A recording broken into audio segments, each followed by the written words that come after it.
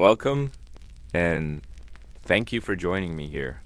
You may be listening in the quiet of the evening, or perhaps already lying down, ready to drift toward sleep. This is the beginning of a slow journey, one that will take us back thousands upon thousands of years to a world before cities, before writing, before almost everything we think of as the modern world in this series. We will spend a full day, 24 unhurried hours, in the Stone Age, not rushing through history, not chasing battles or great inventions, but moving gently through the simplest rhythms of survival. We will wake before the sun, feel the cold air of first light, gather food, tend the fire, make tools, rest, and sleep again. There will be no hurry. Every step will unfold in its own time. This is not the story of great events. There will be no loud moments here, no sudden danger. Instead, we will stay close to the ground, noticing the sound of leaves underfoot, the smell of smoke on the air, the way the shadows shift as the sun moves. We will see how much of life was made from small, careful actions repeated day after day, year after year, dot as we go. You may find your mind wandering to the shape of a stone in your hand, to the soft warmth of hides in the cold, to the faint rustle of night wind in the grass. That is welcome. The Stone Age was slow in its own way, and you are free to drift with it. So if you're ready, let us begin before the dawn. When the world is still in darkness and the first embers are waiting to be coaxed back to life, it is still dark. Not the busy darkness of city nights, with a faint orange glow hovering on the horizon, but the kind of darkness that is complete without interruption. It is a darkness that holds stillness in it, as if the air itself is waiting somewhere outside the shelter. The wind is moving very slightly through the dried grass, each thin stalk whispering as it leans, straightens, leans again. You can hear that whisper if you listen for it. Though it's so soft, so drawn out, it's more like a memory of sound than self. The ground beneath the shelter is packed earth. It has been pressed firm by the same feet, the same knees, the same slow weight of sitting for days and weeks and years. If you reached your hand down in the dark and let your fingertips move over it, you'd feel the small dips and rises, the way the earth becomes smoother in the places most often touched. The coolness of the night has crept into it. That coolness holds steady, even under the hides that have been spread to make the floor softer. You are lying wrapped in animal skins, thick, with the faint, lingering smell of smoke clinging to the fur. They are heavy in a comforting way, the weight pinning in the warmth that your own body has made during the night. The others in the shelter are still asleep. There is this slow breathing of someone not far from you. The rise and fall of the hides over their chest, catching in the dim light. Another shape, curled near the wall, shifts just a little, not waking, just turning to press their face more deeply into the fold of a blanket. It is nearly time to stir, though there is no clock to measure it. The sense comes instead from the way the darkness is changing, not growing bright, not yet, but loosening, as though it is thinning at the edges. In the center of the shelter is the fire pit. Now it holds only the faintest red glow beneath the pale crust of cooled ash. If you crouched beside it and pushed away that gray-white cover with the tip of a stick, you would see the coal underneath, not a bright flame, but a pulse of heat, a deep and steady color like the inside of a ripe fruit. One person stirs. They push back the hide from their shoulders, rubbing at their arms where the chill has touched them. Their breath shows faintly in the air as a pale cloud, only visible for a moment before it drifts away. They kneel by the fire, moving slowly because there is no reason to rush. A hand reaches into the small basket that holds dried moss and curls of bark, saved from the day before. The moss feels soft but brittle, and when crushed slightly between the fingers, it releases that faint dry smell that all old plant matter carries. The bark curls are pale inside, dark outside, and they peel apart in thin layers. These are placed carefully over the coals, not covering them but leaning against them so that the small heat can reach into their fibers. A few dry twigs follow, each making the smallest sound as it touches the others. The sound of wood against wood, a tiny knock that disappears as quickly as it came. The first faint thread of smoke rises. It moves so slowly in the still air that it almost doesn't seem to move at all, curling and fading into the dimness. The person leans down, their face near the fire, and blows softly. The breath is gentle, not enough to scatter the ash, just enough to coax the heat further into the twigs that it is a patient kind of work. The fire is not forced into being. It is simply encouraged, given what it needs, a little air, a little food, a little time. A small flame appears. It is not sudden. It simply happens. The way daylight slowly happens. One small flicker at first, then another. Then both joining into a steady tongue of light. The shelter begins to smell faintly of wood smoke again. That warm, dry scent that is never quite the same twice, because it always carries a trace of what was burned before. It is the smell that has lived in the hides for months, that clings faintly to hair and skin. That seeps into the wood of tools and the fibers of baskets. The others begin to wake now. One shifts and lifts their head, rubbing their eyes with the heel of a hand. Another draws their blanket closer for a moment before letting it go, stretching their legs until the knees pop softly in the quiet.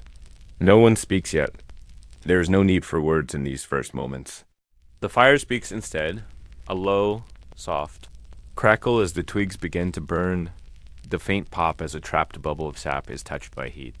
The light is just enough to show the edges of faces, the slope of a shoulder, the glint of an eye catching FIRLIGHE dot outside. It is still dim, but the sky is no longer black. It is a gray, so deep it seems almost blue, the kind of color that exists only for a while each day. The air is colder than inside, and the earth outside the shelter holds a thin skin of dew over every blade of grass. One person moves toward the opening, pushing aside the hide flap and letting the cold slip in like a slow breath. They step out, barefoot. The ground is damp and cool under their feet, but the coolness is clean, carrying the faint green smell of wet plants and soil got from here. You can see the shapes of the land, not in full detail yet, but in broad shadows. Low hills rise in the distance, the edges softened by mist. A stand of trees forms a dark patch against the lighter sky. Somewhere far off, a bird makes a sound, just one note, not repeated, as if testing the air before beginning its day. Behind you, the fire grows a little stronger, and the first longer pieces of wood are laid across the pit. These will catch slowly, holding their heat for the hours to come. The light they give off makes the inside of the shelter feel smaller, warmer, more enclosed, a safe place against the wide, still quiet land outside. Someone kneels near the fire again, this time holding a small piece of food left from the day before, a scrap of dried meat, tough but filling. It is held near the flame until it warms, the fat inside softening, releasing a smell richer than the plain wood smoke. One by one. The group will leave the shelter soon to check the traps, to look for food, to fetch water, but for now they sit near the growing fire, silent, moving slowly. There is no rush. The day will be long, as all days are. The world beyond the shelter is still mostly gray. The sun has not yet risen, but you can feel it approaching, the way you feel a change in the air before the rain begins. The mist on the hills is loosening. The grass is holding its breath, somewhere unseen. The first insects of the day are beginning to move, their tiny bodies making sounds too small for human ears. The air is still, but it is not empty. It is filled with beginnings, with all the slow preparations for the hours ahead. You sit a little closer to the fire. You feel the warmth on your face and the cold of the morning still at your back. The two meet at the edge of your shoulders, neither one winning yet. You watch the thin smoke rising into the dimness, knowing that soon there will be light, and the shapes of the world will return. For now, there is only the fire, the breath of the people around you, and the steady, patient waiting for the first light of the Stone Age day. The hide flap is heavy when it's moved aside, and the cold rushes in with the quiet confidence of something that does not need to ask permission. It does not sting exactly, but it wraps itself around your ankles and your face in the same moment, making you pull the breath in just a little deeper before letting it out. The air smells of wet soil and damp grass, a smell that belongs entirely to the hour before the sun appears. It is a smell that feels clean and unhurried, as though nothing in the world has yet decided to begin. Your eyes still adjusting to? The dimness can just make out the curve of the land beyond the camp. The earth here is not perfectly flat. It folds gently up and down so that parts of the world are hidden from view until you move toward them. In the distance, the shape of a tree leans slightly to one side, a single, dark mark in the otherwise pale horizon. The first step outside is always slow, because the body is still heavy with the warmth of where it was lying, and because the mind has not yet arranged its thoughts for the day. Your barefoot meets the packed earth near the shelter, cool but familiar, and then finds the grass beyond. The blades bend under the weight of your step, releasing the dew they have been holding all night. The droplets soak into the skin instantly, bringing a freshness that is sharp in its clarity. You pause there, with one foot in the grass, letting the sensation travel up your leg, not in a rush, but in that creeping way that cold has. A slow climb, rather than a sudden arrival. The world at this hour holds its sounds close. You can hear them, but they do not reach far. A bird calls once, from somewhere you cannot see, and the note seems to hang in the air a moment before dissolving into the mist. The grass shifts faintly a few paces away, though there is no wind strong enough to move it. Perhaps a small animal passes unseen, or perhaps the movement belongs to the grass itself, waking. You breathe in again and listen for anything else. The far-off murmur of water from the stream, the faintest rustle of leaves, the deep, low silence that exists between. These scattered sounds that you begin to walk, moving carefully so as not to disturb what has not yet fully woken. The ground changes beneath your feet, sometimes firm, sometimes soft where last night's rain has not yet sunk fully into the soil. The toes sink slightly in those softer places, and when you lift your foot, the earth clings a moment before, letting go. There's no hurry in your steps. In this hour, even the act of walking feels like a conversation with the land, a slow exchange of weight and touch. The traps were set the night before, in the fading light, when shadows stretched long, and the air was beginning to cool. You remember where each one is, though they are not close together, and you move toward the first with that same careful pace. On the way, you notice the tiny details that only seem to appear when the mind is not yet filled with the work of the day. The way a spider's web holds droplets along its threads, each one reflecting the dim sky. The way the mist gathers in hollows between small stones, making the ground look softer than it is. The faint trail of a beetle's passing drawn into the damp soil like a single wavering line on a blank page. When you reach the first trap, you crouch, lowering yourself until your knees touch the cool ground.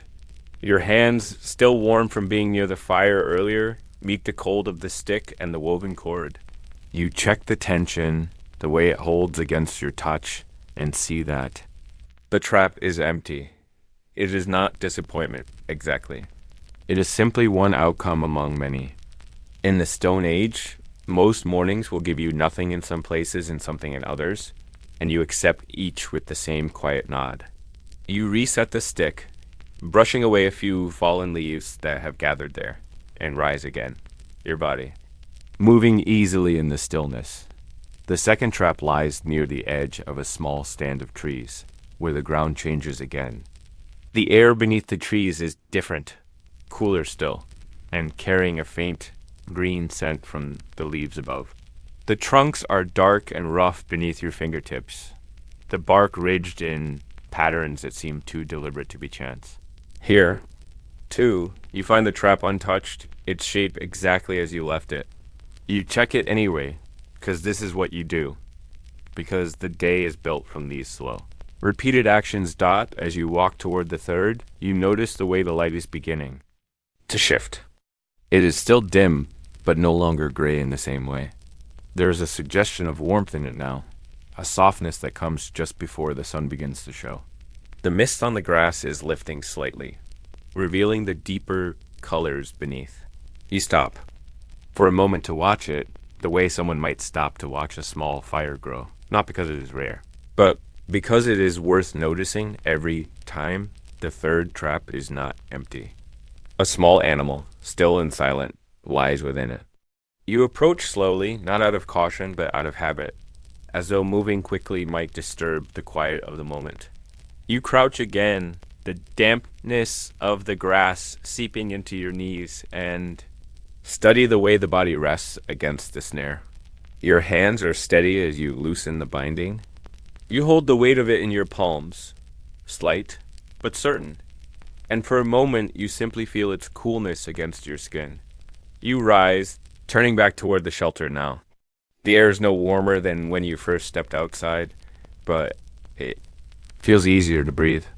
The earth underfoot is familiar again, each patch of grass or packed soil a small sign that you are returning.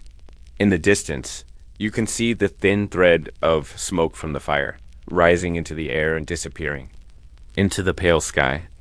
The sight of it is like the sight of a landmark on a long walk, a reminder that there is warmth waiting, and people and the slow rhythm of the day ahead dot as you reach the opening of the shelter. You pause one last time to look at the horizon. The light there is beginning to brighten, though the sun itself is still hidden.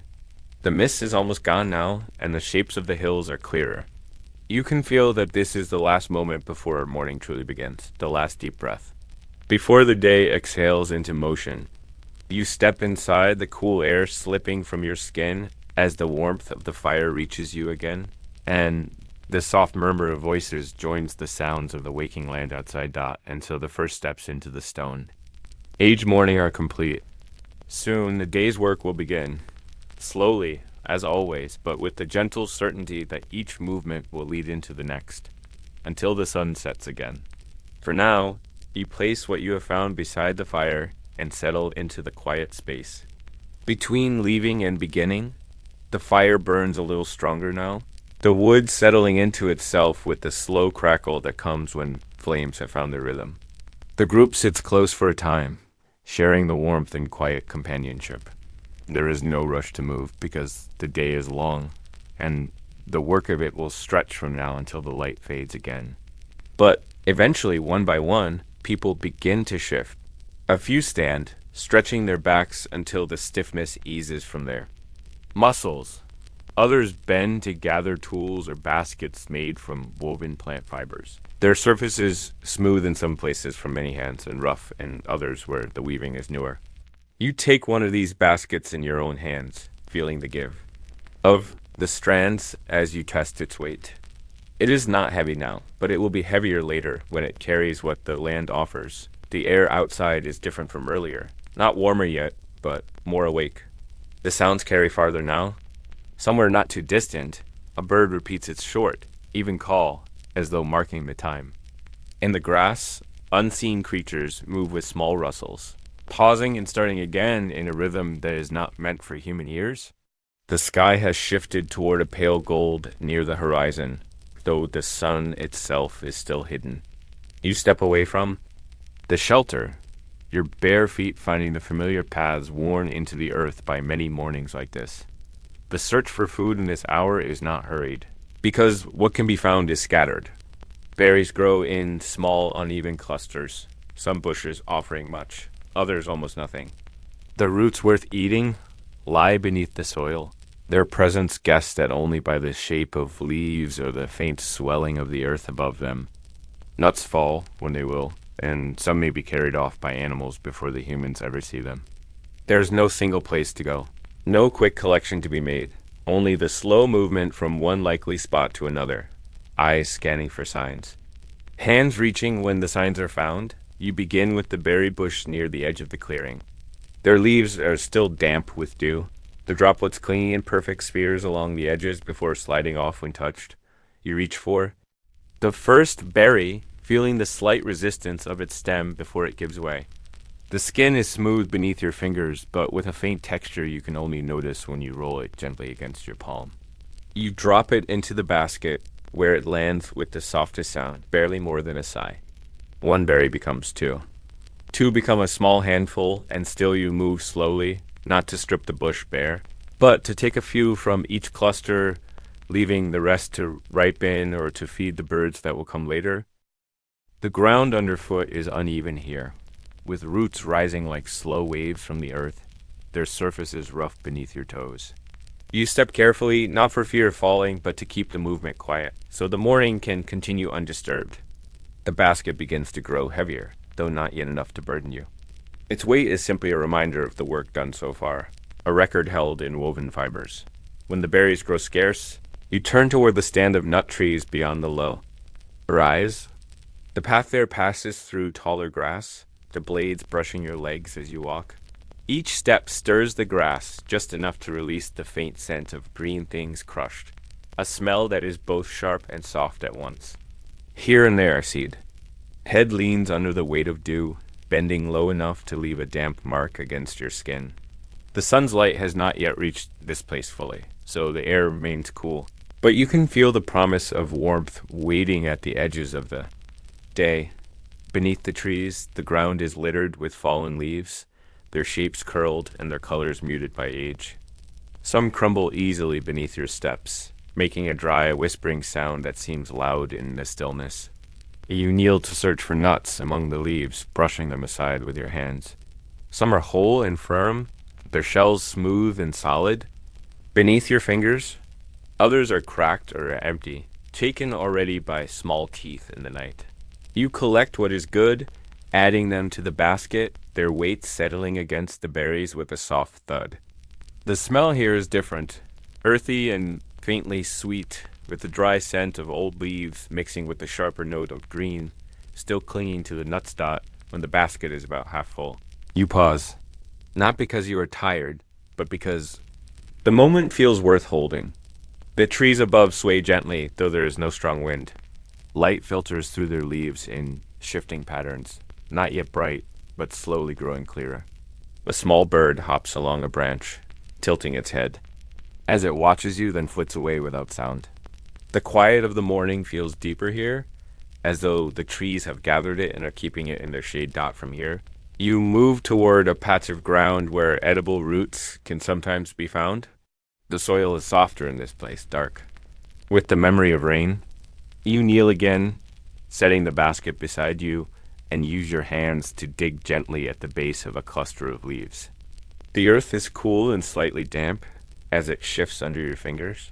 You feel for the firm shape beneath, working slowly to free it without breaking it. When the root comes free, it carries with it a clump of soil that you brush away, watching. As the darker patches fade to reveal its pale skin, the smell is rich and clean. The scent of the ground itself, of a place that has been undisturbed until now.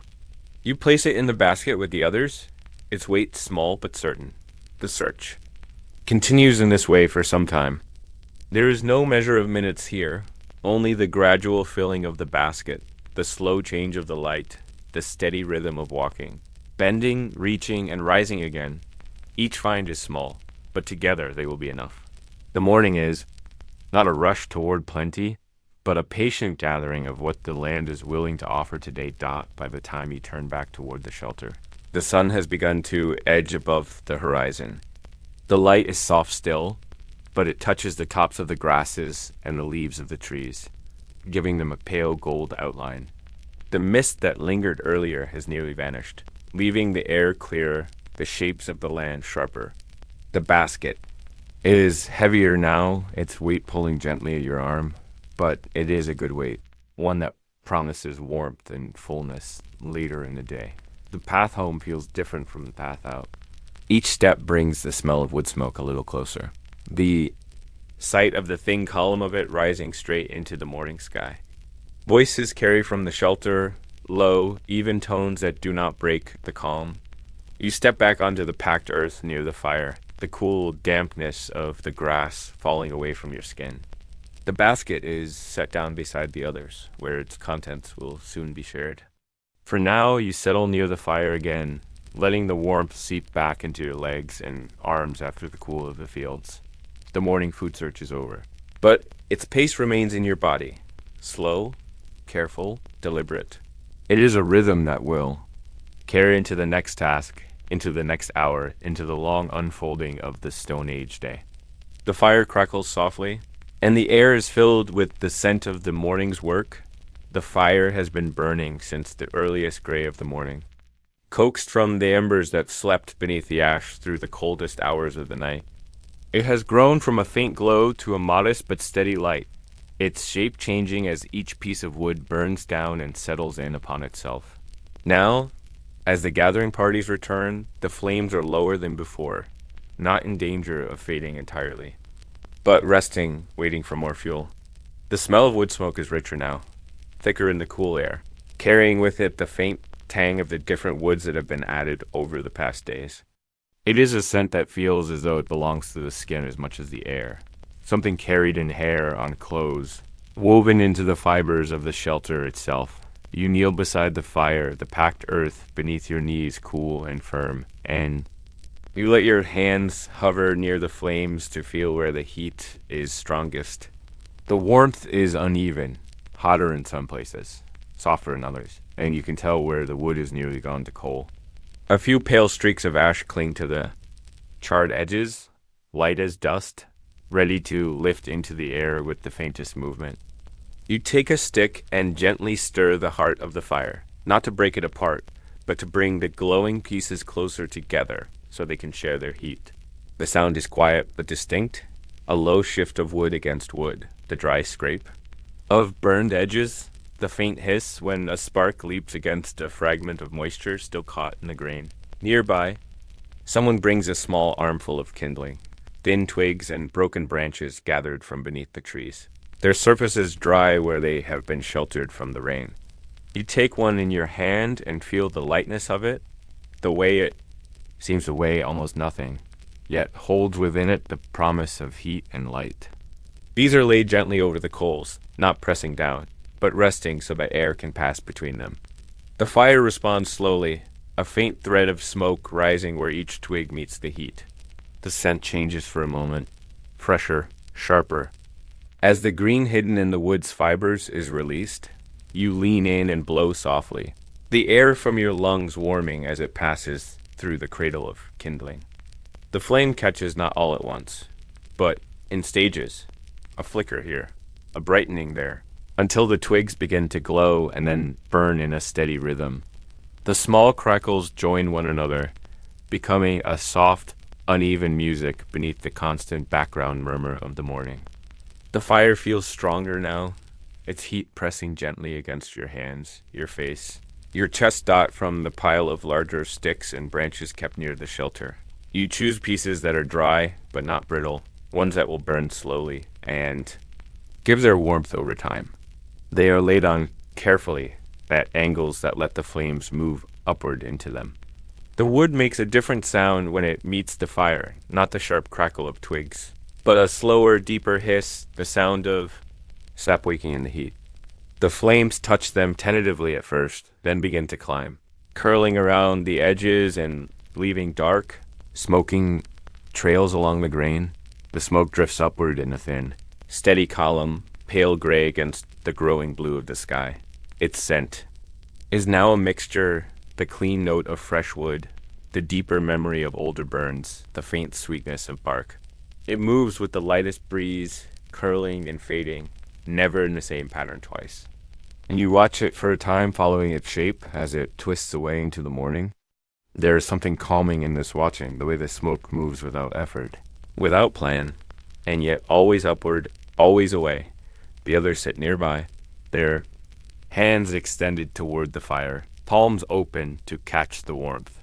A few berries from the morning's gathering are placed on a flat stone near the edge of the heat, their skins beginning to soften almost immediately.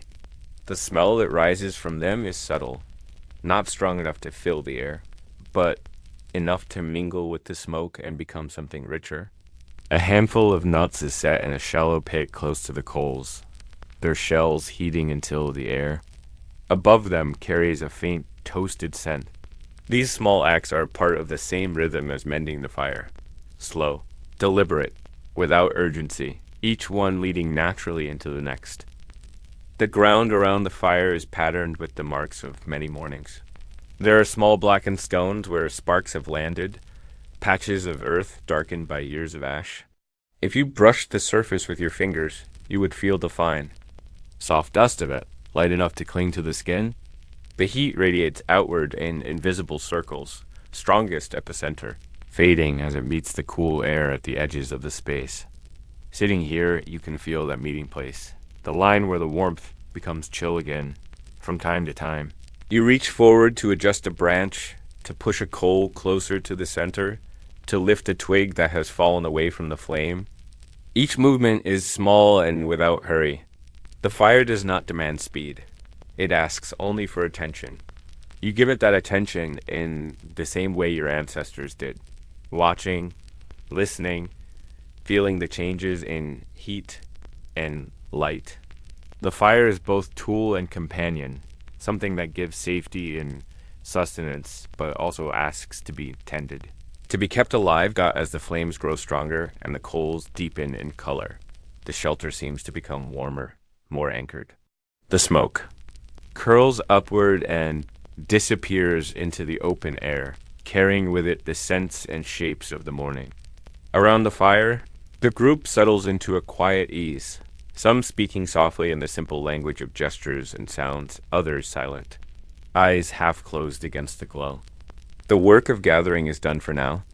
The work of keeping is what remains. The sun is climbing higher, though still hidden behind the trees to the east. Its light filters through the leaves in thin shifting beams, catching in the edges of the smoke. The day's sounds are clearer now, the calls of birds from the branches, the faint rush of water in the stream, the gentle movement of air through the grass. These sounds do not compete with the fire. They fold into it, making the moment feel whole. When the last branch has been placed and the flames are steady again, you lean back slightly, feeling the heat on your face, the coolness at your back, the slow rhythm of the breath in your chest. The fire will burn for many hours now, needing only the occasional branch, the occasional stir. You have given it what it needs. The morning has moved forward without rush, each task flowing into the next. Soon the light will fall full into the clearing and a day's other work will begin. But for now, the fire is mended, the warmth is steady, and the Stone Age morning continues at its own patient pace. The sun has found its way into the clearing now, moving past the last thin veil of leaves, so that the light rests fully on the ground near the shelter. It is still early enough that the air holds its coolness, but the warmth of the sun can be felt in places where it touches bare skin. The fire glows steadily behind you, its heat a different kind, more constant, more enveloping. But here, in the light, the warmth comes in gentle pulses, arriving with each new beam that slides over the earth. This is the time of day when the work with tools begins, when hands that have been slow in the chill can move more easily, shaping stone, wood, and fiber into the things that will be needed for the hours and days ahead. You choose a flat stone, near the edge of the clearing where the sun is strongest and the ground is firm beneath you. The stone is wide enough to hold your tools and the materials you will work on, but low enough that you can sit beside it comfortably. Its surface is cool at first, though you can feel it storing the warmth as the light continues to fall upon it. You lay out what you have: pieces of flint, some already shaped into rough forms, a hammerstone, heavy and smooth from many seasons of use, and a few lengths of sinew, coiled and pale, waiting to be softened and tied. The act of shaping flint is not hurried. It begins with holding the stone in your hand and feeling its weight, turning it slowly to see where the edges rise and fall. You look for the places where a single strike might send a flake away, where the surface carries a tension you can use. The hammerstone rests easily in your other hand, its shape fitting the curve of your fingers, the texture almost polished. From years of striking, when you bring the two together, the sound is sharp but not loud, a clean, crisp note that echoes briefly in the stillness. A flake falls away, landing with a small clink against the larger stone beneath you. The work is repetitive, but not in a way that dulls the mind. Each movement requires the same care as the last, the same balance of strength and precision, the same patience in watching how the stone changes with every touch. The sun warms the back of your neck as you work, and you can feel the steady rhythm of your breathing keeping time with the strikes. Between each one, you pause to look again at the shape you are making, adjusting your grip, shifting the angle. Sometimes the flake that falls is large and smooth, easy to shape into something else later. Sometimes it is small, a thin sliver, and that carries only the memory of the strike that made it. Each piece, large or small, is gathered and set aside. In this place and time, nothing is wasted. The sound of stone on stone joins the other sounds of the morning. Birds call in the trees, their notes stretching into the warm air. Somewhere in the grass beyond the clearing, an insect hums briefly before falling silent again. The fire pops softly, a sound so constant now that it is more a part of the air. Then something separates. Each of these sounds moves at its own pace, none competing with the others, all folding into the same slow weave of the day, when the flint has taken on the edge you wanted, sharp enough to cut, balanced enough to hold. You set it aside and take up another piece. This one is different in color, darker, with a more unpredictable grain. You turn it in your hands for a long moment before deciding where to begin. The first strike sends a thin crack across the surface, and you adjust, finding a new place to work. The process repeats and time moves with it, the minutes marked only by the growing pile of flakes at your side. The sun shifts slowly, its light now stretching longer shadows from your knees across the ground. Beside you, someone else is working sinew, softening it between their hands and rolling it to make it more pliable. The smell of it is faint, but distinct, carrying the memory of the animal it came from. The fibers twist together in strong, thin lines, each one ready to bind stone to wood or wood to wood, in a way that will hold against use in time. Their movements are quiet, steady, with the same unhurried rhythm as yours. Occasionally, they glance over to see the progress of your work, and you do the same for theirs. No words pass between you, but the exchange is understood, a silent acknowledgement of shared labor. The finished tools are placed carefully to the side, in a place where the light can reach them, but where they will not be stepped on or scattered. The edges catch the sun in thin lines of brightness, showing how sharp they are, how ready for the tasks ahead. You run a finger along one edge, not close enough to cut, but close enough to feel the precision of it. The smoothness of the flint contrasts with the roughness of the hammerstone still in your other hand. A reminder of the different work each one does.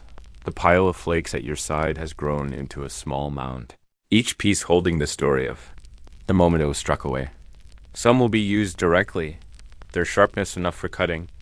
Others will become smaller tools or be shaped into arrowheads or scrapers. The ground beneath the stone is marked with dust from the work, a pale, fine layer that the breeze lifts only in the smallest swirls. The sun is higher now, and the coolness of the morning is nearly gone. The warmth on your skin is steady, and the stone beneath you has absorbed enough heat to feel almost alive. You pause in your work to stretch your arms, feeling the pull of muscles that have been still in one position for some time. Around you, others finishing their own tasks, setting down tools and materials with the same care they were picked up. The space near the shelter has shifted again, no longer just a place of rest or fire, but a place marked by the quiet industry of the morning. You gather the finished tools and place them together, wrapping some in soft hide to protect their edges, laying others in a shallow basket. They will be needed later, for cutting plants, for scraping hides, for shaping wood. The sinew is coiled neatly, its fibers smooth and even, ready to be soaked and tied. The hammerstone, unchanged in appearance, but carrying the memory of every strike, is set aside in its usual place. The work has been quiet, but it has filled the air with its own kind of presence. The sound of the strikes, the movement of hands, the shifting of shadows, all have been part of this small stretch of time, this narrow slice of the Stone Age. Day.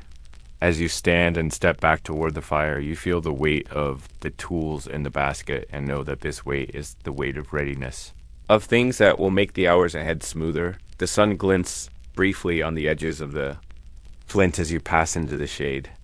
The fire greets you with its warmth, the smell of wood smoke mingling now with the faint scent of heated stone that still clings to your hands.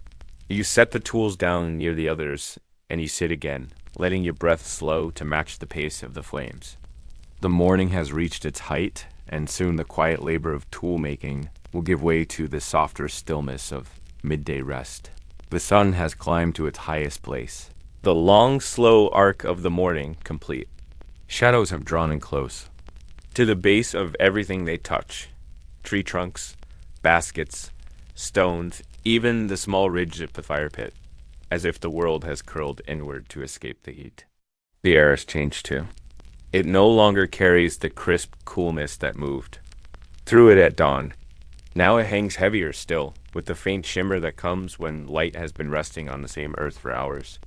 This is the time when work slows without being told to, when the body chooses to be still, because stillness feels as natural as breathing. You find a place just beyond the reach of the fire's heat, where the grass is thick and the earth beneath is firm but not unyielding. When you lower yourself onto it, you can feel the warmth of the ground rising into you, a deep, slow heat that has been building since the first light touched it. The blades of grass fold gently under your weight, some springing back, some staying pressed. Their tips brush lightly against your skin, carrying the faint tickle of movement even when you are still. Above you, the sky is a pale and endless blue, without the thin streaks of cloud that sometimes pass through in the afternoon.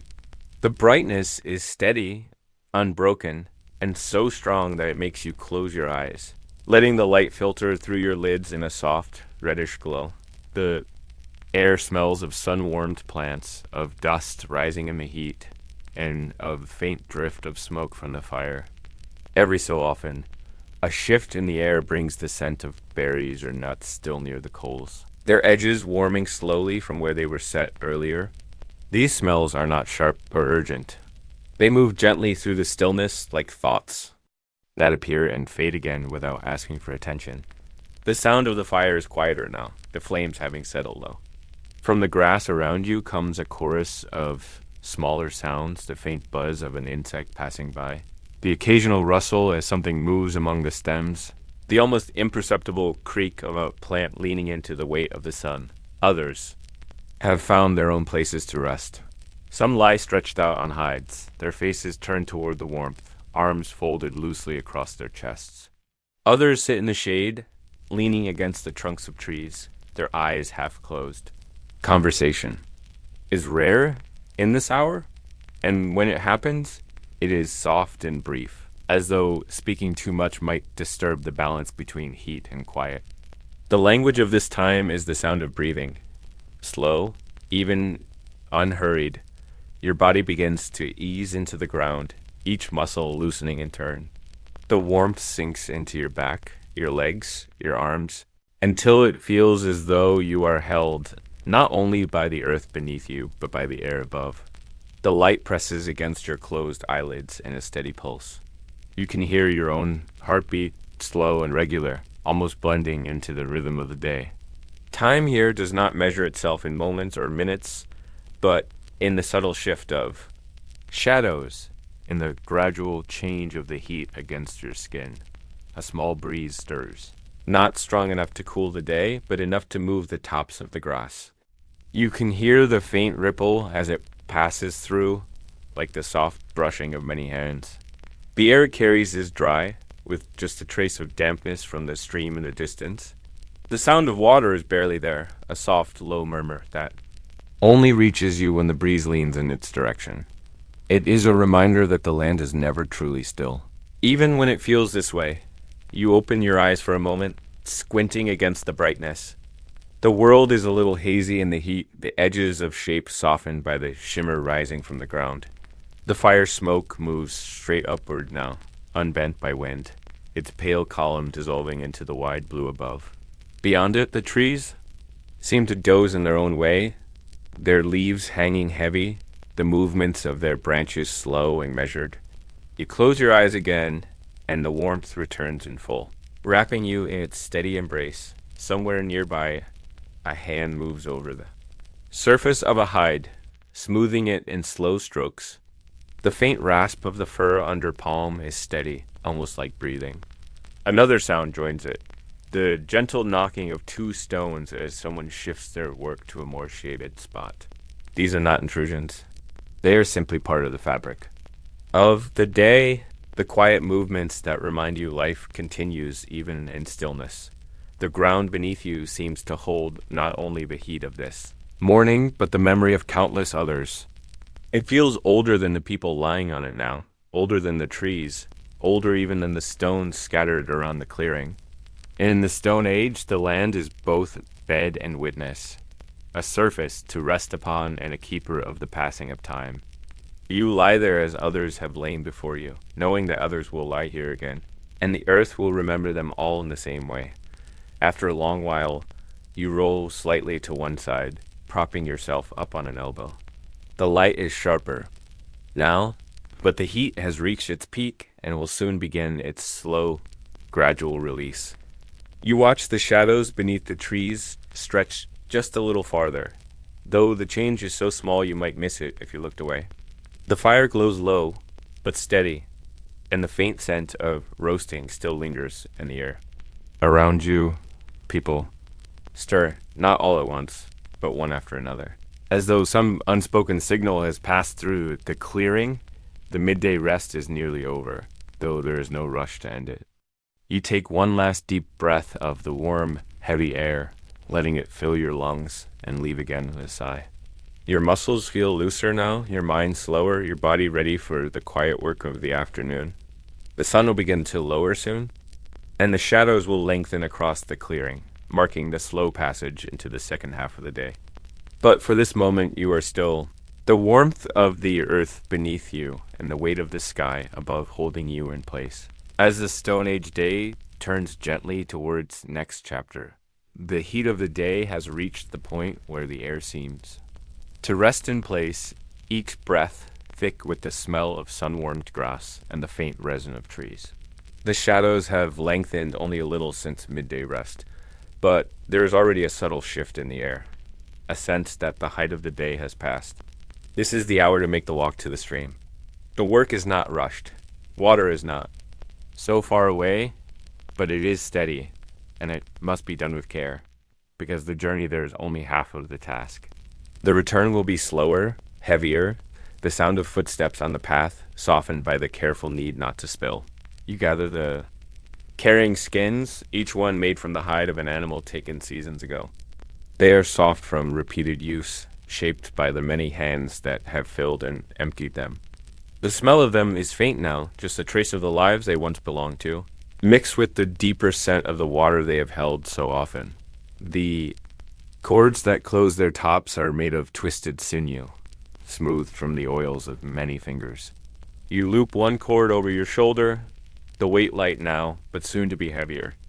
Others do the same, and without words you fall into a small line that moves away from the clearing, toward the path that leads to the water. The path is narrow and shaded in places, the ground uneven where roots have grown beneath the surface. The air here is cooler than in the open, carrying the first hints of dampness from the stream ahead. You can hear only the faintest suggestion of water, not yet the full sound, but a low murmur that grows with each step. Your feet move quietly over packed earth, the dust rising only in small puffs that settle again almost immediately. Insects hum near your ears before darting away, drawn to the warmth of your skin, but unwilling to linger for long in your slow, steady movement. As the path curves downward, the smell of water becomes stronger, though it is not the sharp, metallic scent it sometimes has after rain. This is the gentler smell of sunlit water, the surface warmed, the edges lined with green growth.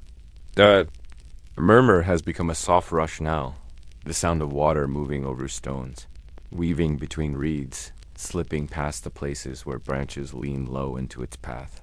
A cooler breath of air drifts up from the stream, touching your skin in a way. That makes the rest of the heat seem heavier by contrast. When you reach the edge, you pause. The water is clear enough that you can see the smooth stones beneath its surface, their colors deepened by the constant flow. Small insects skate across the top, their movements creating tiny rings that spread outward until they vanish. A bird dips low to touch the surface, sending up a brief scatter of droplets that catch the light before falling back. You step down carefully, the earth here softer, damp from the constant nearness of the stream. The grass grows longer, its tips bending into the water, swaying with the current. Kneeling, you place the mouth of the skin into the stream. The cold of the water flows instantly into your hands, a sudden contrast to the heat of the day. Sound changes when you're this close, no longer just the general rush. But the details, the small trickle as water slips into the skin, the faint gurgle as air escapes. The hide grows heavy in your grip, the cool weight shifting slightly. As the stream fills it, you lift it slowly when it is nearly full, letting the last droplets run down the outside. The cord is tied tightly, the knot familiar from many repetitions. Others work beside you, each at their own pace. Some choose to fill two skins, resting one on the bank while the other drinks from the stream. The air here is filled with the low rhythm of the work, the quiet splashes, the tightening of cords, the shifting of feet on damp earth. Occasionally, someone pauses to drink directly from cup cans, the water running cool over their fingers before they bring it to their mouth. The taste is simple, clean, and without it, nothing else in a day would be possible. With the skins full, the return begins. This walk is slower, the weight of the water pressing down against your shoulder, swaying gently with each step. The path upward feels steeper now, though it has not changed. You adjust your hold, tightening the cord across your chest. Careful, not to let the skin knock too hard against your side. The sound of the stream fades behind you, replaced by the soft thud of feet on earth, the occasional creak of the hide as it shifts. The air grows warmer again as you leave the shade. The heat meeting you fully after the coolness by the water dock, the group moves together without hurry. The distance closing gradually. The skins are heavier now than they will be later, after some. Of the water is used for cooking, drinking, and washing. Each drop that moves inside them carries the coolness of the stream. A coolness that will be felt again when the water is poured out into wooden or stone bowls, when hands are dipped in. To clean, when the first drink after the walk is taken. The thought of that coolness is enough to keep this slow rhythm of the walk steady. When the clearing comes into view again, the fire smoke is visible first, rising pale against the late afternoon light. The shadows of the trees are longer, now reaching across the ground toward the shelter. You step into the open and feel the heat of the sun more sharply after the shaded path. The skins are set down gently near the place where food will be prepared later. Their surfaces glisten faintly where the water inside presses against the hide. The cords are loosened just enough to let the skins breathe, to keep the water fresh. The work is done without ceremony. No one marks the task as complete, but the sight of the filled skins resting in the shade is a quiet reassurance that another small need of the day has been met. There is no urgency to drink now. The water will be there when it is needed. Cool and waiting, you straighten your back, feeling the stretch after the weight of the carry, and glance toward the trees where the next task will begin. The light is lower, the air a little softer, and the day is beginning to turn toward its long, slow descent into evening. The light has shifted in a way that is almost unnoticeable if you're not looking for it. The sun has begun its slow descent, no longer pressing down with the direct heat of midday, but leaning into a softer, angled glow. Shadows stretch farther across the ground now, reaching toward the edges of the clearing, touching the places they could not reach only an hour ago. The air carries more movement, too, a breeze. That turns the leaves gently and brings with it the faint scent of distant grasslands and the cooler promise of night. It is in this space between afternoon and evening that preparations for hunting begin, not with urgency, but with the same quiet, deliberate rhythm that marks all work in the Stone Age. The spears are laid out first, their shafts smooth from repeated handling, each one shaped from a length of wood chosen seasons ago for its straight grain and steady strength. You can see the slight differences in their making, one a little thicker in the hand, another more slender, balanced perfectly for throwing. The stone points at their ends catch the light in dull, muted flashes, the edges sharp from earlier work. They are bound to the shafts with strips of sinew, tightened and dried, so they hold as firmly as if they had grown there. Some need checking now, a finger pressed against the lashings to see if they still hold tight. A quick adjustment where a binding has loosened, a pull to draw it snug again. The sound of this is soft, the faint rasp of sinew under tension. The gentle knock of wood against wood dot, sitting with the spears. You take one in your hands and feel its weight. It is not heavy in the way that water skins are heavy. Its weight is in its purpose, in the way it rests perfectly along the length of your arm. The surface is warm from the day's sun, but beneath that warmth is a cooler feel of the wood itself. You run your fingers over the shaft, feeling the faint ridges where it was shaped by stone tools, the smoothness where it has been handled over and over. Holding it is both a reminder of the skill it took to make it and the knowledge that it will be used again, as it has been many times before. Others work beside you, checking their own tools. A flint knife is examined closely, its edge tested. Against the strip of hide, the slight catch of the blade telling whether it is sharp enough. A small stone hammer is used to tighten the haft of another weapon, the sound dull and muted in the open air. Nothing is rushed. Each movement is measured, each adjustment made with care, because the tools must work as expected when they are needed. There is no extra light to waste on mistakes later. While the tools are prepared, there's also quiet talk, not in long sentences, but in short exchanges, low and even in tone, a gesture toward the western edge of the trees, where tracks were seen earlier. A nod toward the stream where certain birds have been gathering, a sign of fish moving closer to the surface. The language is partly spoken and partly made of movements. The way a hand shapes the air to indicate distance, the tilt of a head to mark direction. These are not the hurried signals of a chase, but the calm mapping of what might be found before the light fades. The breeze moves again, lifting the edges of the hides where they hang to dry, carrying with it the smell of the fire. The smoke is softer now, curling upward in thinner lines as the wood inside settles into glowing coals. That scent mingles with the sharper smell of flint newly chipped, a smell that is almost metallic, though no metal is here. Somewhere in the grass nearby, a cricket begins its steady call, as if marking the slow approach of evening. The sound joins the other small threads in the day's tapestry. The faint clatter of a stone point against wood, the whisper of a cord being pulled tight, the quiet thud of a spear being set aside. Ready for use. Once the tools are prepared, the group gathers at the edge of the clearing. There's no clear signal, only the natural moment when enough has been said and done, when all hands are free and all eyes turn toward the same point in the trees. You feel the shift in the air, not tension, not urgency, but focus. The path ahead is shaded now, the light filtered through the leaves, making the green deeper, the browns of the tree trunks richer. The first step is taken slowly, then the next, each footfall careful, deliberate.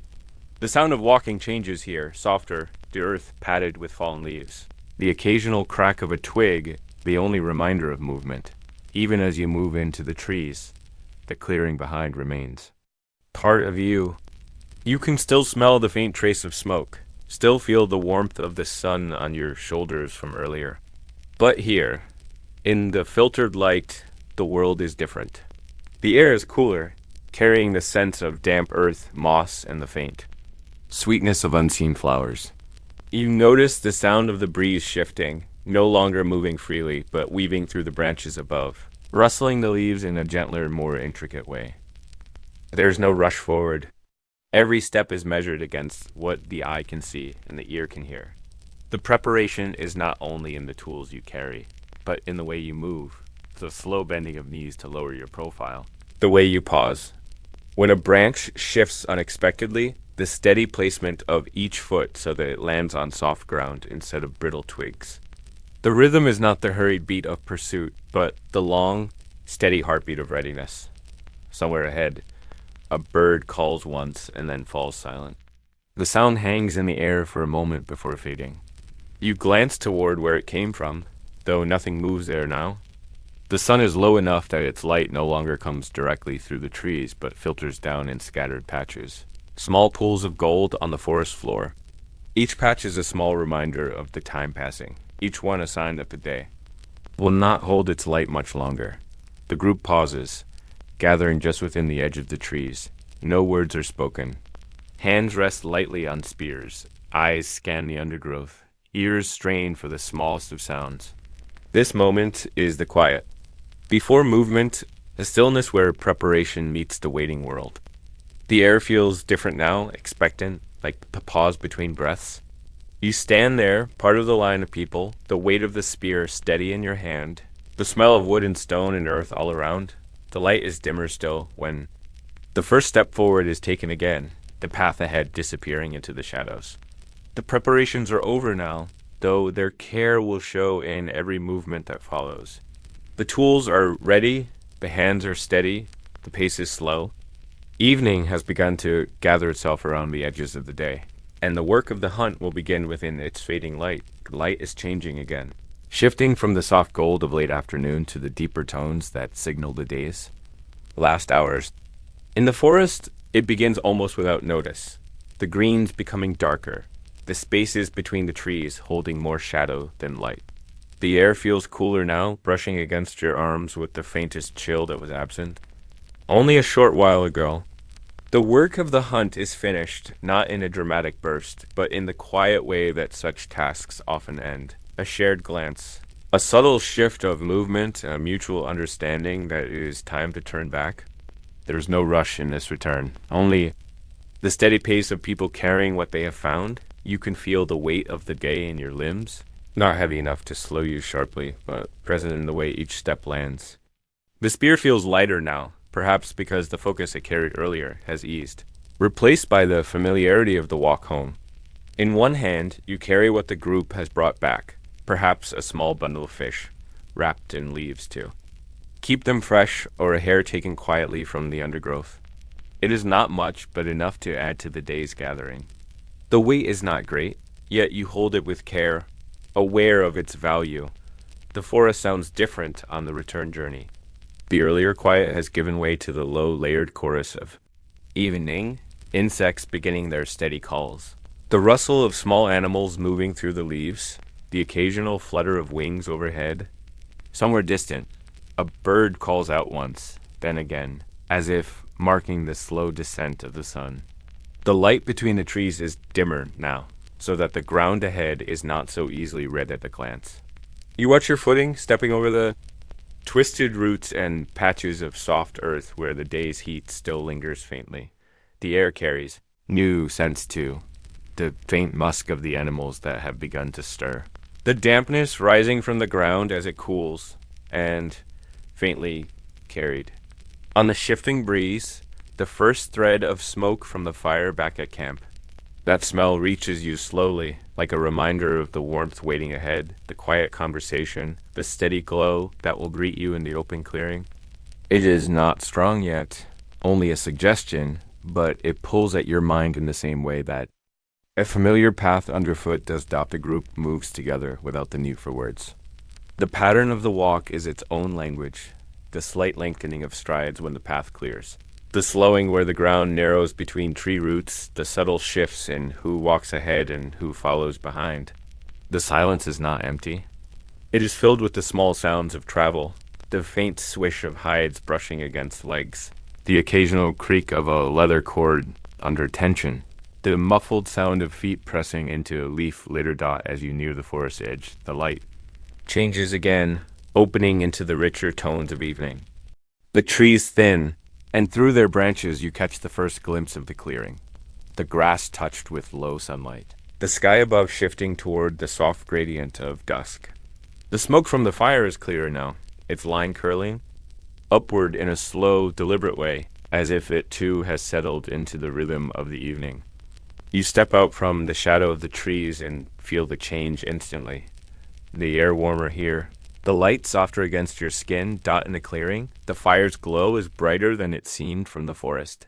It flickers against the low walls of the shelters, casting long shadows across the ground. Someone is tending to it, shifting a log so that the flames catch in a fresh burst before settling again into a steady burn. The smell of wood smoke is stronger here, wrapping itself around you as you approach, clinging faintly to your hair and clothing. There's comfort in it, the same comfort it has carried every evening of every season. The small game or fish you. Carrie is set down near the place where the evening meal will be prepared. Others do the same, their contributions forming a modest but welcome collection. There is no counting, no measuring, only the shared knowledge that what is here will be enough once the work of cooking begins. The tools are set aside as well.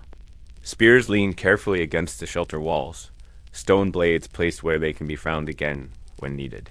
The gestures are slow, unhurried, as if the body knows that the hardest part of the day has passed and is willing now to move at the pace of the fading light.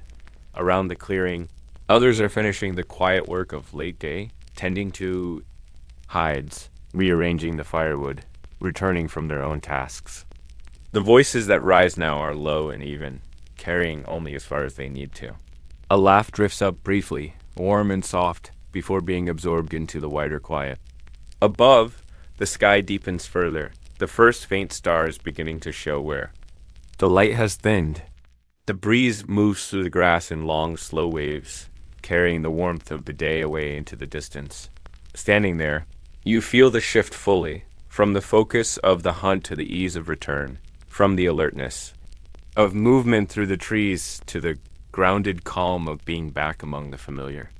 The camp holds the warmth of the fire and the people around it, the security of the shelters, the stored memory of many days like this one. The weight in your hand is gone now, set down to become part of the evening's meal. What remains is only the slow breathing of the dusk, the steady sounds of people settling in, and the flicker of flame marking the heart of the clearing. The day is not yet over. There is still the work of cooking, of turning the small gains of the day into the shared comfort of a warm meal. But for this moment, standing in the glow of the firelight with the last of the daylight fading at the edges of the world, there is only the simple satisfaction of return. The forest behind you is already fading into shadow, the clearing ahead deepening into night. The rhythm of the day is turning once more, carrying you into its next quiet task.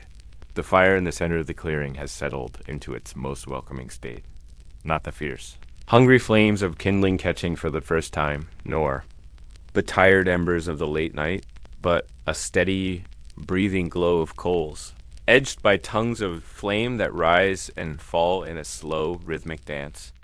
The air close to it carries layers of scent, the resin of the wood, the faint tang of smoke drifting upward into the darkening sky, and the subtle sweetness of the sap released in quiet hisses as the logs burn. Around the fire, people gather. Without ceremony, drawn by its heat and the promise of the meal to come, the small game brought back from the hunt is unwrapped from its leaves with care. The green surface is slightly wilted now from the warmth of being carried. A hare, its fur already removed, is laid out beside a stone blade, its pale meat reflecting the firelight in a soft sheen. The fish, caught earlier, glisten faintly, their scales still catching stray flashes from the flames. There is no rush. In the work ahead, the evening stretches out with the slow patience of a day nearing its rest, and every step of preparation is given its time. Someone kneels to begin the careful work of cleaning the fish, sliding the edge of a flint blade along its belly, the motion steady and practiced. The sound it makes is faint, almost lost beneath the crackle of the fire, a quiet rasp, the soft release of skin from flesh. The smell shifts as the fresh, cool scent of the stream mingles with the smoke, an earthy, living aroma that will soon be transformed entirely by heat. Nearby, the hair is divided into smaller portions, the blade pressing cleanly through. The pieces placed neatly on a flat stone until they are ready for the fire.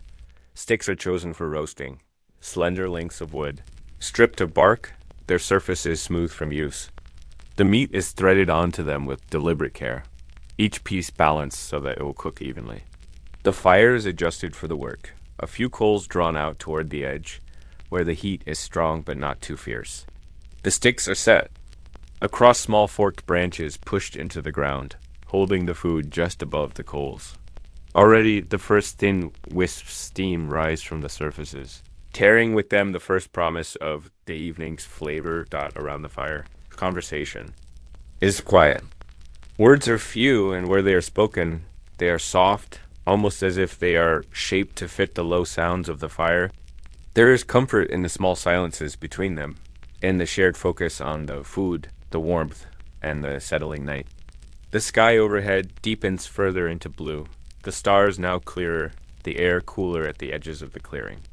Each breath carries with it the mingled sense of smoke and cooking meat, a combination so familiar that it feels like part of the body's own memory dot as the meat begins to cook. The sound changes, a faint sizzle at first, then a steady, gentle crackle as the fat meets the heat.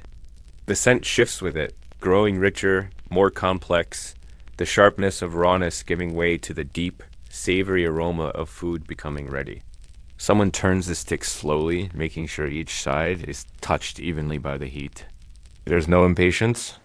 In the movement, the turning is part of the rhythm, an act that fills time as much as it measures its dot in the glow of the fire. The food takes on its final colors. The hare's pale flesh deepens to a golden brown, the surface crisping slightly. Where the heat has been strongest, the fish turns opaque, its edges curling just slightly, releasing juices that hiss as they fall onto the coals.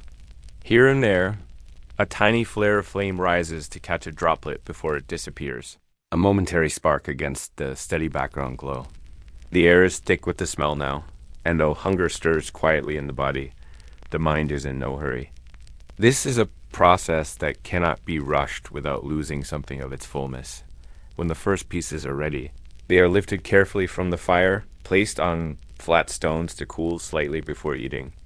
The food is shared without counting or measure, a piece passed to one person, then another, until all hands have something warm to hold. The first bite is small, more to feel the heat and taste the surface than to fill the stomach. The flavor is earthy and rich, carrying the memory of the fire in every mouthful. The warmth spreads from the center outward, first in the mouth, then down into the chest, then into the arms and hands, easing the cool that has begun to settle into the night air. Eating is slow, not from scarcity, but from the quiet, reflective pace of the meal. Between bites, there is time to look into the fire, to watch the way the flames lean and fold back on themselves, to feel the ground beneath you, solid and familiar. A few words pass now and then, perhaps a brief remark about the day's walk, or a memory stirred by the taste of the food. Laughter, when it comes, is low and warm, like another kind of flame among the group. The meal continues until all that remains are bones, small and clean, and the scent of roasted meat still lingering in the air. These bones are set aside, some to be used later for tools, some to be returned to the earth. The fire is stirred gently, new wood added where needed, the coals shifted so that they glow evenly once more. The work of cooking is done, and with it comes the first true easing of the day, the feeling that the body has been fed. The hands have done their work, and the mind can rest in the space that remains before sleep. The sky above is now fully dark, the stars brighter, the air cooler still. The fire's glow is the center of the clearing, its light spilling outward to touch the edges of the shelters, the grass, the faces of those gathered nearby. The smell of smoke is stronger in your hair and clothes now, a scent that will stay until the morning, mingling with the warmth of the hides when you sleep. The meal's memory is already settling into the body, a deep, quiet comfort that feels older than the day itself. There is still the gentle business of evening to come, the stretching of hides, the repairing of shelters, the small, necessary acts that prepare the camp for the night. But for now, the fire continues to burn, the air is full of the warmth of food just eaten, and the rhythm of the day has slowed to the soft, steady pace that will carry it toward rest. The work of the meal has ended as quietly as it began, leaving only the glow of coals and the shared quiet of the group. Gathered here in the heart of the Stone Age night, the fire has settled into a steady heart of glowing embers, the earlier. Flames now lower and more deliberate, licking quietly at the edges of the wood. The meal's warmth still lingers in your body, spreading softly through your chest and down into your limbs. Around the clearing, the group begins to rise from where they had been sitting close to the fire, moving with the slow, almost swaying, motions of people whose hunger has been eased. There is no rush now, only the quiet understanding that there are small things to be done before night fully closes in. The hides stretched on wooden frames from earlier in the day are checked. The work of scraping and drying continued in the dim light of the fire. The hands that do this work move with calm precision, the stone tools sliding gently over the surface, removing what needs to be removed and leaving what must be kept. Each pass makes a faint rasping sound, soft but steady, blending with the crackle of the fire in a way that feels timeless. The smell of the hides is strong and earthy, reminding you of the animal it once belonged to, of the hunt and the many steps that have brought it here to be shaped into something useful for the days ahead. Near one of the shelters, someone is weaving thin strips of grass into a tight, flat mat. The strands are gathered into small bundles, smoothed between hands, and then threaded into the growing weave with patient repetition. The pattern is simple but strong, each crossing strand, locking into the one before it. The finished mat will serve many purposes, perhaps to line the floor of a shelter, perhaps to wrap around stored food, or to place beneath sleeping hides for a touch of extra comfort against the ground. The work is done by the light of the fire, the glow catching on the weaver's fingers, making them seem almost golden in the shifting light. The shelters themselves are attended to with the same slow care. The low walls of branches and hides are checked for loose ties, and gaps are filled with tufts of dried grass. You hear the faint swish of branches being moved, the gentle thump as a bundle of grass is pressed into place. These adjustments are small, but they mean warmth later, when the cold air of the night tries to creep in through any opening it can find. The smell of grass rises into the air as it is handled, fresh and dry at once, a scent that mixes with the wood smoke to create the unmistakable aroma of an inhabited camp. Some of the group are gathered where the tools are kept, going through them one by one. A flint blade is lifted, turned in the light to check its edge. A crack or chip in the wrong place is enough to decide whether it will be reshaped tonight or set aside for later. The sound of stone against stone comes now, and then a measured, careful tap as one edge is sharpened. A spearhead is checked for looseness, the binding tightened where needed with strips of sinew softened over the fire's heat. Nothing is done in haste. Each task is part of the larger rhythm of living. Here, where the smallest details can matter as much as the largest actions dot in the background, the fire is tended without needing to be asked. A log is shifted to give more room to the coals. A few smaller sticks added where the glow begins to dim. Now and then sparks rise and spiral briefly upward before disappearing into the darkness. The sound of the fire is constant, a quiet voice that underlies all of the other noises of the camp. It holds the space together, its warmth a silent reminder that even in the wide, open night, there is a center here, a place where people gather and return. Beyond the circle of light, the darkness feels deeper now.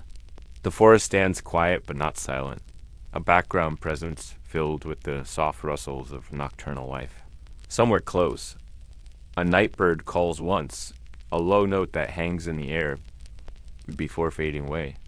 The grass at the edge of the clearing sways gently under the touch of the evening breeze, the movement barely visible except where the firelight catches it for a moment. The air is cooler now, brushing lightly over the skin, carrying with it the faint dampness that will grow as the night moves on. The chores are not rushed to completion. They taper off slowly as each small task reaches its natural end. The hides are left stretched to continue drying, the mats folded and placed inside. The shelters. The tools return to their place. There is a quiet satisfaction in these actions, even if they are repeated night after night. They are part of the shape of the day, the gentle narrowing of activity that leads toward rest. The clearing feels settled now, each part of it tended to in its own way. When the last of the work is done, the people return to the fire's warmth, the tools of the evening set aside. There's no announcement that the chores have ended, only this simple gathering back to the circle of light. The soft shifting of bodies finding comfortable places to sit, and the low hum of quiet voices once more. The fire burns steadily. The center, its light catching the curve of a cheek here, the edge of a hand there, its shadows stretching and folding as if they too are preparing for the night ahead. The day is nearly ready to close. There will be stories told soon, in voices that rise and fall with the same easy rhythm as the flames. But for now, the camp is at its most peaceful, the work done, the fire warm, and the night stretching out around you, vast and calm. The chores have carried the day from the labor of hunting and gathering into the stillness of evening, and the pace of life has settled to match the slow, steady breathing of the group as they sit together in the heart of the night. The fire has become the only true light in the clearing now. Its glow falls in soft, uneven shapes across the ground, stretching into the dark before fading completely into shadow.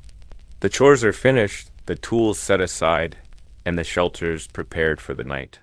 Slowly, one by one, people gather back into the circle, sitting close enough to feel the warmth on their faces, but far enough that the sparks can rise and vanish without touching them.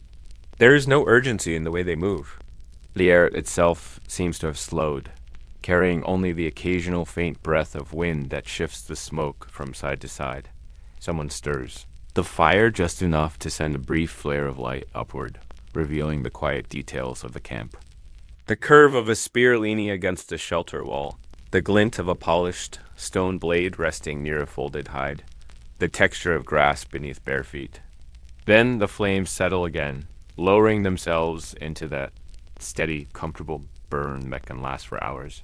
Around it, faces turn slightly toward the heat, shadows deepening along cheekbones, eyes reflecting the firelight in small, gentle flickers. First sounds of a story begin without announcement. They're not loud or formal, just a few words spoken in a low, measured voice. The language is not hurried, and each pause between words is as much a part of the telling as the words themselves. Hands begin to move in slow gestures, tracing shapes. In the air, the curve of a hill, the stretch of an animal's neck, the sweep of a river flowing between stones.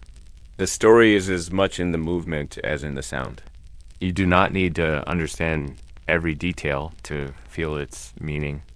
It is carried in the tone, in the rhythm, in the way the speaker's voice rises and falls like the flames themselves. Others join in from time to time, adding a short phrase, a sound to mimic the rustle of grass or the call of a bird. There is no rush to reach the end. The story moves at the pace of the fire, steady, wandering, looping back on itself like a path followed many times. The listeners watch the speaker's face, the play of shadows across it, the way the firelight catches. The small lines at the corners of the eyes, making them seem deeper, older. Even those who have heard the story before seem to lean in slightly. Not for surprise, but for the comfort of something familiar returning again. The smells of the night deepen as the story goes on. The smoke from the fire is more noticeable now, carrying traces of the wood's resin and the faint sweetness of sap. Somewhere in the grass, a plant is releasing its cool green scent into the air, mixing with the lingering aroma of the earlier meal. The air is cooler against your skin, but the fire's heat reaches you in gentle waves, wrapping your front in warmth while your back feels the night dot every so often.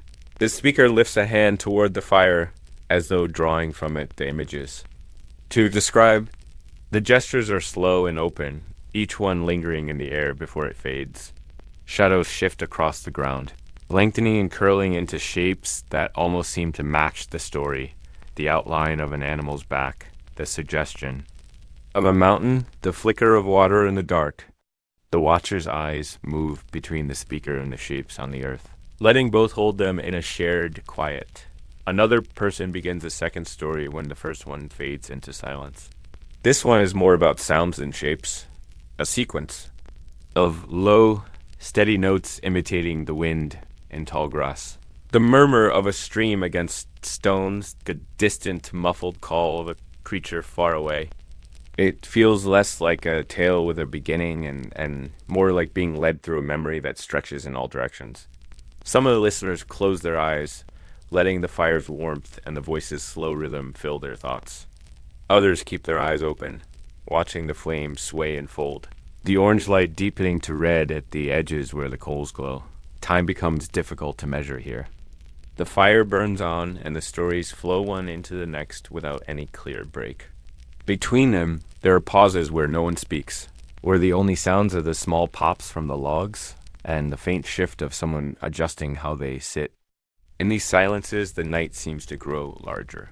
The space beyond the clearing stretching out endlessly, yet held at bay by the circle of light. You feel the ground beneath you, cool and solid, the texture of the packed earth under your hand, the roughness of a hide draped loosely over your shoulders. A final story begins, told so slowly that it almost feels like a dream.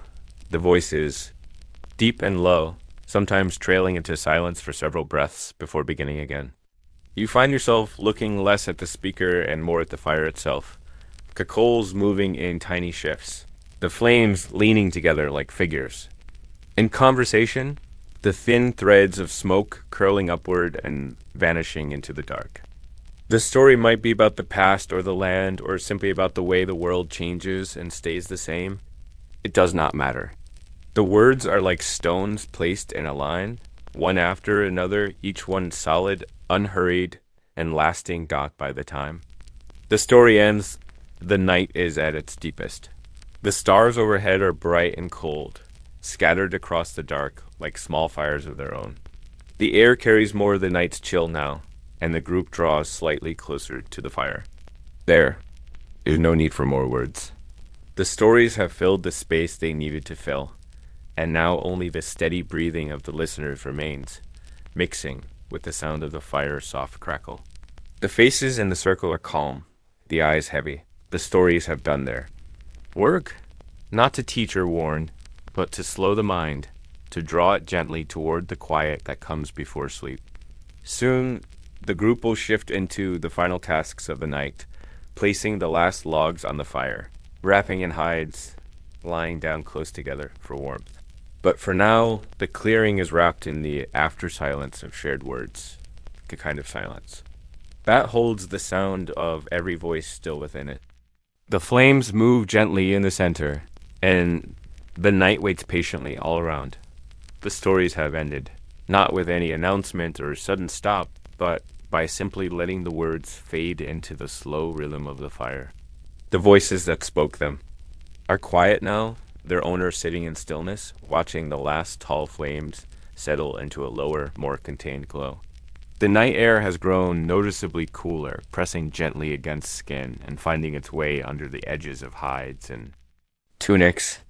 The warmth of the fire is steady, but no longer strong enough to push back the deep chill beyond its circle of light. One by one, people shift in their seats, their bodies leaning toward the tasks that will make the night more bearable. A log is added to the fire, not a small stick for quick heat, but one of the heavier, thicker pieces saved for this time of night. It lands with a quiet thud, the embers beneath it stirring to life and spilling a small wave of sparks upward.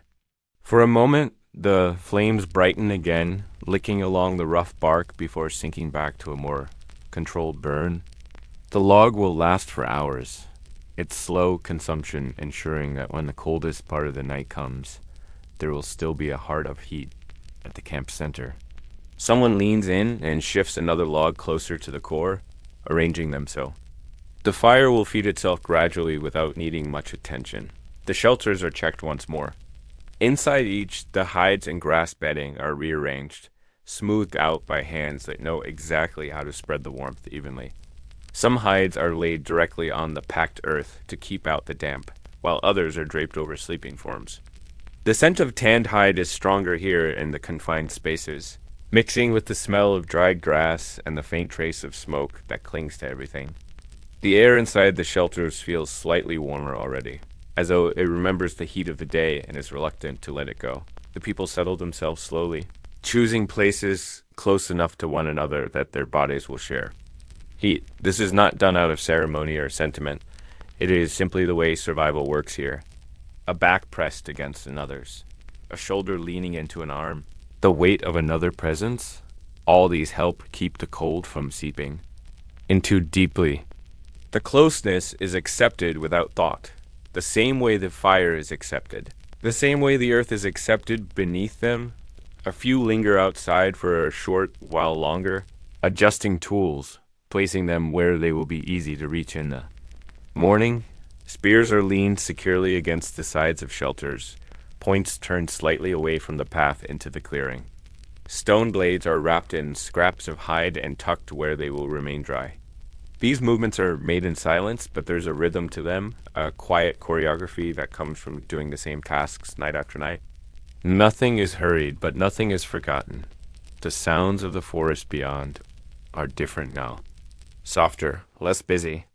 The day's birds have long since gone quiet, replaced by the faint clicks and rustles of creatures that move more easily in darkness. The wind moves gently through the grass and the lower branches of the trees, making a sound, like distant whispering.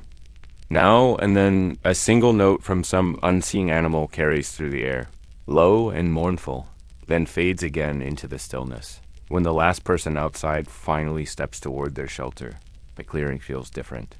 The circle of firelight remains, but without movement around it, it becomes something quieter, more solitary. The embers shift occasionally, sending up a faint thread of smoke that catches in the starlight before vanishing. A hand reaches out from within one shelter to pull an edge of hide more tightly across the entrance, letting only a narrow line of light escape from the glow inside. Another shelter settles into stillness, the faintest sound of breathing already. Beginning to feel it dot inside, the darkness is soft rather than absolute. The fire's glow seeps in faintly through small gaps, enough to give a sense of shape without revealing detail. A knee bent beneath a hide, a curve of shoulder, the slow movement of a chest rising and falling. These are all you can make out in the dimness. The warmth builds quickly here, each person's breath adding to the air's softness. Each body a small steady heat source against the night's chill. The act of settling down becomes its own quiet ritual. A hide is pulled higher overhead, leaving only a small gap for air. A hand reaches under to adjust the grass beneath, finding a more comfortable hollow for a hip or shoulder. The rustle of these movements is brief, followed by longer stretches of stillness. The world outside the hide seems far away now. It sounds muffled and its cold air held at the edges. There's a kind of peace in this moment, not the peace of safety, because the night is never entirely safe, but the peace of having done what can be done. The fire's banked, the shelters are secure, the group is gathered together. The rest is left to the slow passage of the night. The breathing within the shelter becomes more in sync until it blends into a single, steady rhythm. The warmth spreads in layers from the hides, from the earth, from the bodies, from the embers that burn just beyond the walls. Outside, the log placed earlier will burn through the night, its heart glowing long after the flames have lowered. A few sparks will rise now and then, drifting into the cool air before fading to nothing. The breeze will pass lightly through the grass and around the edges of the clearing, never strong enough to disturb what is inside.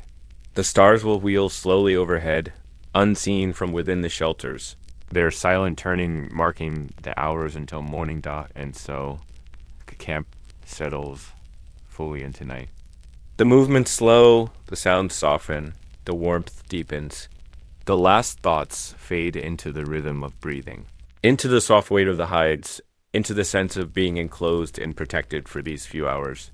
The world beyond will keep its own watch, and in this small circle of light and warmth, the group rests, not in perfect silence, but in the deep, familiar quiet that comes at the end of every day. Soon, the night watch will begin, and one person will rise to tend the fire and listen to the dark.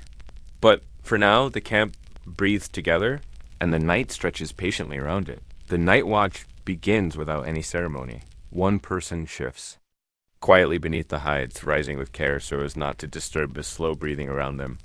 They move with the practiced silence of someone who has done this many times before, knowing where each foot should land, where each patch of grass will not betray them with a sharp rustle. The air outside the shelter meets them in a wave of coolness, the kind that immediately touches the skin and makes it more aware of its own warmth. For a moment, they simply stand, letting their eyes adjust to the open darkness, feeling the quiet. Press in from all directions. The fire is smaller now, but still alive, its core a deep, steady glow that breathes faint light across the clearing. The watchkeeper moves toward it, stepping carefully over the faint shadows of tools and the irregular patterns of sleeping forms wrapped in hides.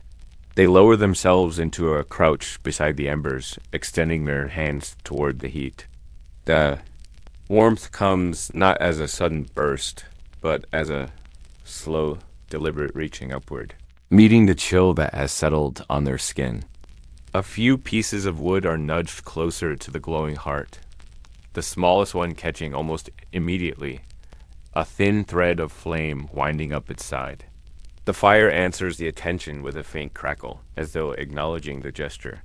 The camp feels different at this hour, not entirely still, but pared down to its simplest sounds. The breathing from within the shelters is low and steady, sometimes joined by the soft shifting of someone turning under a hide. Beyond the clearing, the world is filled with tiny, irregular noises, a twig giving way under the step of something small. A pair of leaves brushing together high above, the far-off murmur of water if you listen closely enough. None of it comes with urgency. It is all part of the background, the constant, unthreatening movement of the night. The watchkeeper sits, legs crossed, with their gaze drifting between the fire and the space beyond. They are not searching for anything in particular, just letting their eyes move from shadow to shadow, noticing how the shapes change as the fire shifts. Sometimes the trees seem to lean closer, their trunks stretching a little in the flickering light. Sometimes the grass appears to ripple, even when no wind is present. These are familiar illusions, the kind that belong to the night and lose their mystery with enough repetition. Still, they hold the attention in a way that keeps the mind from wandering too far into sleep. Every so often, the fire is stirred, not with haste, but with small, deliberate movements. A half-burned log is rolled gently so its untouched side faces the heat. A loose ember is nudged closer to the others, joining its glow with theirs. The smoke curls upward in a steady ribbon, faintly sweet from the resin in the wood, carrying. It's sent into the cool air where it lingers just above the ground before dispersing. The smell is comforting, a reminder that the center of the camp is still alive, still warm. The stars above are sharp and clear, scattered in such a way that no pattern seems fixed for long. If you watch them for enough minutes, they seem to drift, though you know it is only the earth beneath you turning. The watchkeeper lifts their eyes to them now and then, letting their gaze rest on a cluster of faint light before returning to the ground. In this way, time passes without being counted. The movement of the stars, the slow fading of a log into ash, the way the cold seems to deepen and then ease again. Sometimes the night offers a moment of closer attention. A faint rustle from the brush nearby, followed by the pause that always comes when a creature senses something unusual. The watchkeeper remains still, the fire still murmuring behind them. Eventually the sound begins again, moving away rather than toward. It might have been nothing more than a fox or a bird shifting in its roost, or the wind gathering just enough strength to stir the leaves. Whatever it was, it has passed, and the night resumes its even breathing. The role of the watchkeeper is not only to listen outward, but also to guard the inner stillness of the camp. If the fire grows too low, they feed it. If the wind changes, they note the direction of its scent. If a dream disturbs someone's sleep, they might hear the muffled shift of a body and glance toward the shelter, making sure nothing is amiss. But mostly they keep the night as it is, unbroken, unhurried, quietly flowing toward morning. From time to time, the watchkeeper moves to stretch their legs, walking slowly around the inner edge of the clearing. Each step is careful, toes feeling for uneven ground before the heel comes down. The path takes them past the shelters, past the places where tools have been neatly stacked, past the edge where the firelight gives way to open dark. They do not step beyond it. Instead, they pause at that border, looking into the blackness until their eyes make out the faint outlines of trees. The suggestion of grass bending under the weight of dew. The night feels larger from here, but also more distant, as though the clearing is its own small island in a vast, unlit sea dot after this slow circuit. They return to the fire, lowering themselves again to the same spot, folding into the same position. The embers have shifted slightly in their absence, the glow now brighter on one side, where the heat is most intense. A single spark jumps from the wood, rising a few inches before fading. Another follows a moment later. The fire's voices, softer now, the crackle less frequent, replaced by the steady whisper of heat moving through the wood. The watch continues in this way, a balance between stillness and small, necessary movements. There is no true end to it until the first signs of morning begin to gather. For now, the fire holds its place, the shelters hold their warmth, and the night flows onward, quiet and complete. The watchkeeper listens and watches and keeps the space exactly as it should be until the deepest part of night gives way to what comes next. By now, the night has reached that still point when it feels as if time itself has thinned. The air is colder than it was earlier, not with the sharp bite of wind, but with the deep, steady chill that settles when the earth has released all the warmth it stored during the day. The fire has burned down to its quietest state, not gone, but reduced to a low, concentrated glow at its center. The embers are layered on one another like slow-moving coals, their light pulsing gently as if they are breathing. A faint skin of ash has formed on some of them, soft gray over the deep orange heat beneath, and when one shifts or cracks open, the brighter color shines out again before dimming back into the shared glow. Most of the camp is deeply asleep now. The breathing from within the shelters has grown heavier and slower, falling into that rhythm that comes only when the body has fully let go of the day. There are no conversations anymore, no late movements or adjustments, only the occasional half-conscious turn beneath a hide that sends a muffled rustle into the air. In some shelters, the sound is almost like a low murmur, the warmth of several sleeping bodies blending into one quiet presence. Outside, the stillness is nearly complete, so that even the smallest sound, a twig settling into the ground, a faint pop from the fire, seems larger than it is. The cold has crept into every open space now. It pools in the lowest parts of the clearing, settles along the ground, slips between the edges of hides and earth. Those sleeping closest to the fire still feel its faint warmth reaching toward them, but it is softer now, something you notice more in its absence than in its presence. The shelters hold their heat a little longer, each one a small pocket where the day's last traces of warmth are guarded by hides, grass, and bodies pressed close together. The air just beyond the walls is different, sharper, carrying the faint scent of ash and damp wood from the fire dead above. The stars seem fixed and unmoving in the deep black sky, but the watchkeeper knows they have shifted since they last looked. Their light feels older here in the darkest hour, as though it has taken longer to reach this moment. The moon, if it is present, hangs low and pale, casting a thin silver over the ground that the firelight does not reach. Shadows at this hour are faint and soft-edged, more suggestion than shape, blurring the line between what is solid and what is imagined. The forest around the clearing is subdued, its earlier movements and whispers replaced by long stretches of quiet. Some animals are still awake, but their activity is slower, less restless.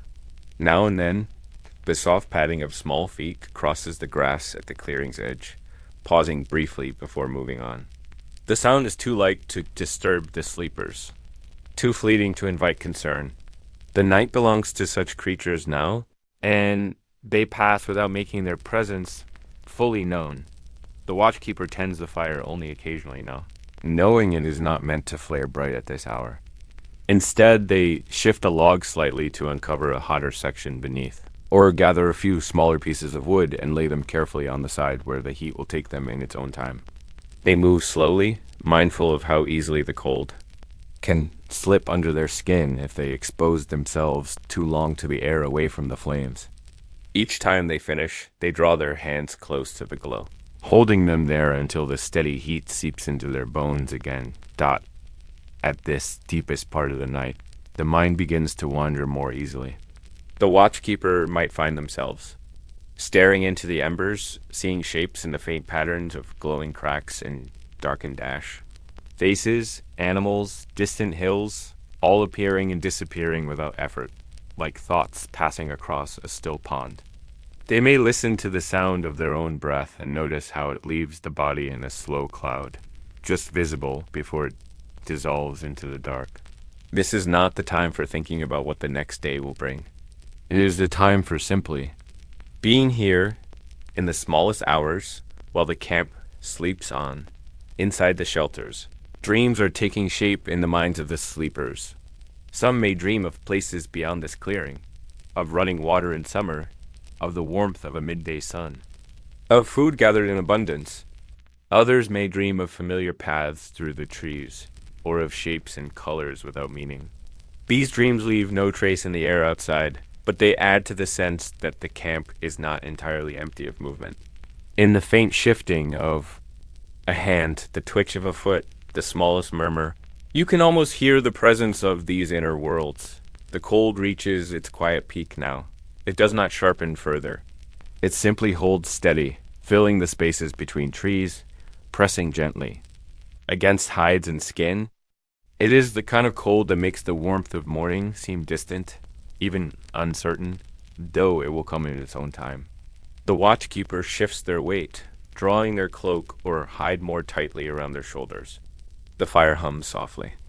In front of them, each crack a small, measured sound in the vast quiet. This is the hour when the night feels the longest, when it is easy to imagine that it has always been this dark and always will be. Yet, even now, there are small signs that the world is turning toward morning. The stars seem a little lower, the darkness just slightly less deep toward one edge of the sky. The forest, though still quiet, is no longer entirely still. A faint stirring in the branches, the smallest shift in the air, hints at change. The watchkeeper notices, but does not rush. This last part of night is meant to be taken slowly, as if it knows it will not come again in exactly the same way.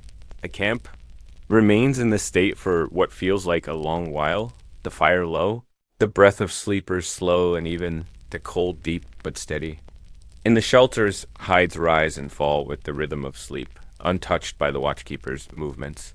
The clearing is wrapped in a calm so complete that it feels almost tangible, like a blanket drawn over the earth itself, dot and then, somewhere, far beyond the edge of the trees, the first faint thread of light begins to form. It is not yet enough to change the shapes of things, but it is there, just beneath the horizon, waiting. Soon it will touch the tops of the tallest branches, and the long night will begin to loosen its hold. But for now, in this deepest stretch, the camp sleeps on, and the fire continues to glow in its slow, steady way, holding the darkness at bay until dawn calls it back to life.